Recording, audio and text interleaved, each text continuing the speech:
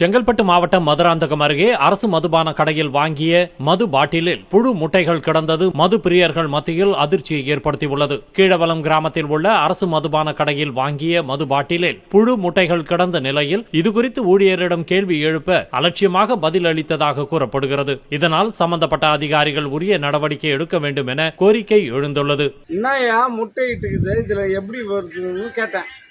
நீ எங்க என்ன பண்றீங்க பண்ணல, கவர்மெண்ட் சரக்குல நாங்க என்ன பண்றோம் அப்படி கேக்குறோம். முட்டை எப்படி இடும் கவர்மெண்ட் சரக்குல? கலெக்டர் வந்து செக் பண்றாங்க, எல்லாமும் பண்றாங்க, இதுல எப்படி முட்டை இடும்னு கேட்டான். நீ எங்க வேணாலும் போய் பாத்துக்கியான்னு சொல்றான். அந்த ஆள் என்னையா இப்படி சொல்றேன்னு நாங்க திருப்பியும் கேக்குறோம். அப்ப நாங்க குடிச்சிட்டு செத்து போனோமா? இல்ல ஒரு